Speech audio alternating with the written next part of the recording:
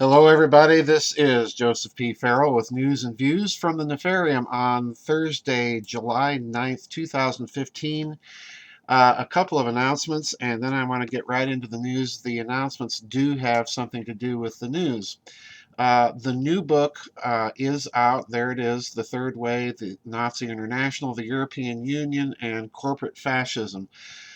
Kind of timely, given that today I'm going to be talking about a news item from Europe and having to deal with Nazis. And as you might imagine, it has to do with the Ukraine.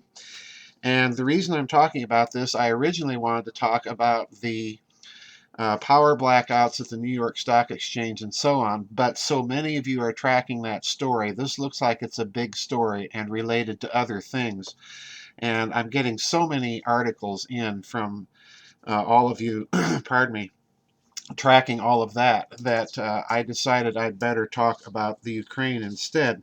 Now, this article appeared on Consortium News. It's written by Robert Perry, who incidentally was an investigative reporter who broke many of the Iran-Contra stories for the Associated Press and Newsweek in the 1980s. So, in other words, this is coming from a fairly respected journalist.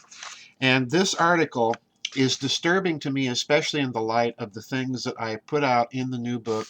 I do try and go into some detail about the connection between the Nazis and radical Islamic terrorist groups. This is a very old connection, folks, and in fact, it's a connection that predates the Nazis. This became part of the foreign policy of Kaiser Wilhelm's Kaiserreich during World War I. So in other words, we're looking at a long alliance between elements within the German oligarchy, within the German elite, and radical Islam.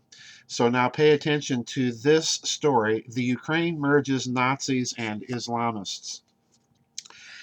Quote, in a curiously upbeat account, the New York Times reports that Islamic militants have joined with the Ukraine's far-right and neo-Nazi battalions to fight ethnic Russian rebels in the eastern Ukraine. It appears that no combination of violent extremists is too wretched to celebrate as long as they're killing Ruskies. The article by Andrew E. Kramer reports that there are now 3 Islamic battalions deployed to the hottest zones, such as around the port city of Mariupol. One of the battalions is headed by a former Chechen warlord who goes by the name Muslim.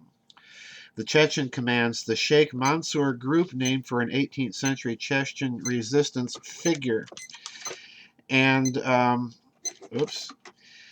It's a subordinate to the nationalist right sector, a Ukrainian militia. Right nationalist groups like White Hammer and the Trident of Stefan Bandera. Another group, the Azov group, is openly neo-Nazi, using the wolf's hook symbol associated with the Nazi SS. Without addressing the issue of the Nazi symbol, the Chechen said he got along well with the nationalists because, like him, they loved their homeland and hated the Russians. I'm skipping a bit now. During the February 2014 coup that ousted President Viktor Yanukovych, the late fascist Stefan Bandera was one of the Ukrainian icons celebrated by the Maidan protesters. During World War II, Bandera headed the Organization of Ukrainian Nationalists B, a radical paramilitary movement that sought to transform the Ukraine into, listen to this, a racially pure state. At times coordinating with Adolf Hitler's SS, OUNB took part in the expulsion and extermination of tens of thousands of Jews and Poles. Okay? So, in other words, it's not racial purity just in terms of Jews, but even if you're Polish, in other words, if you're a fellow Slav, even that's not good enough for these people. Though most of the Maidan protesters in 2013 and 2014 appeared to be motivated by anger over political corruption and by a desire to join the European Union. Now, please note that. That's crucial.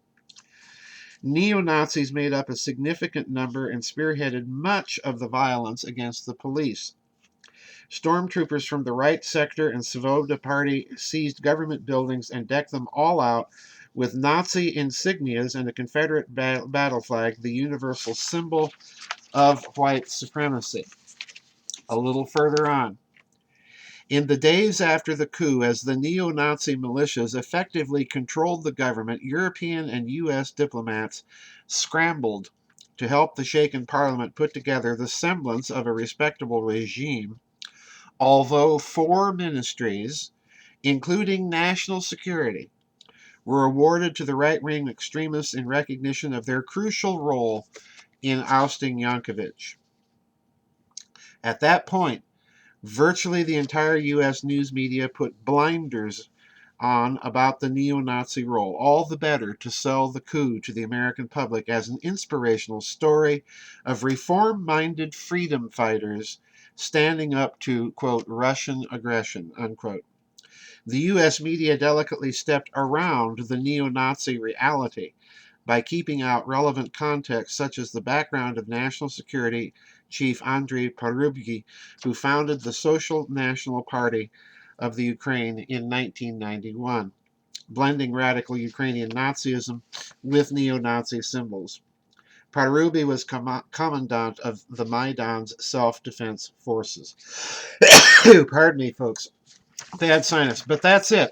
Now listen, this is, as far as I'm concerned, a key indicator of what's going on.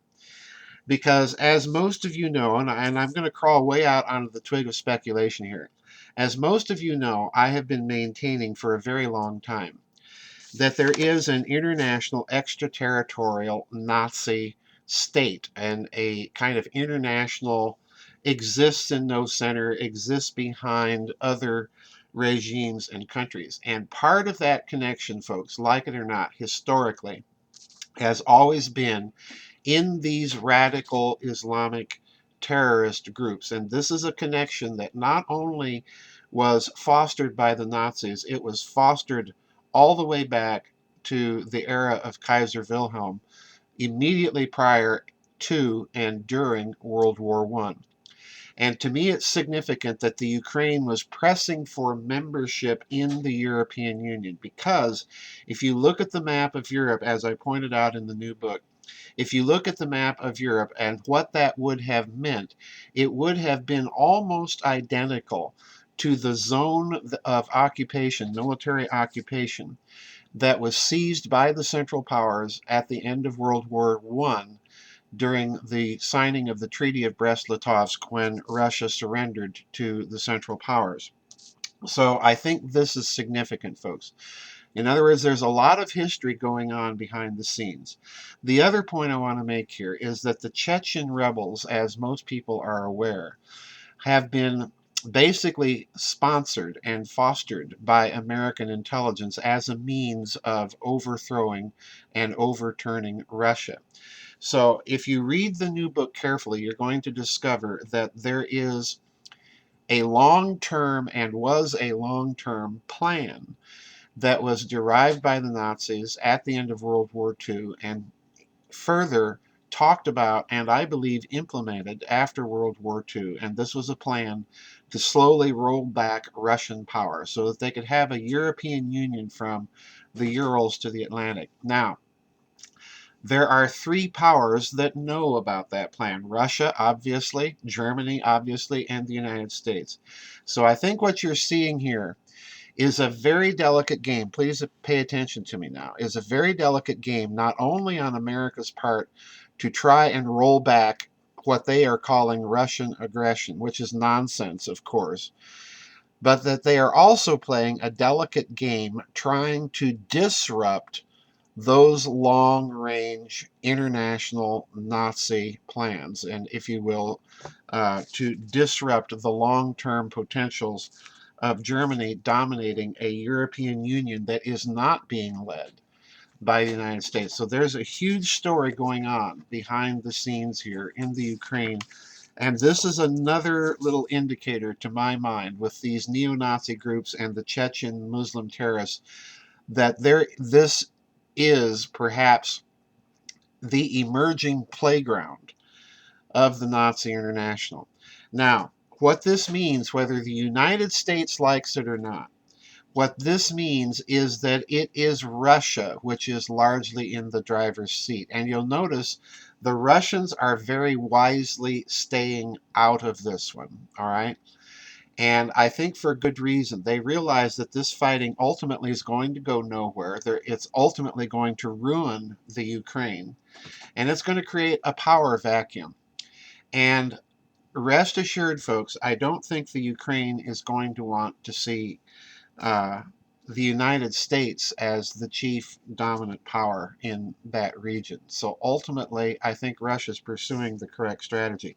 This is a long-term game that we're involved in, folks. I do hope that you will read the new book and find out some of the historical background, because it is rather breathtaking once you see the scope and sweep of it.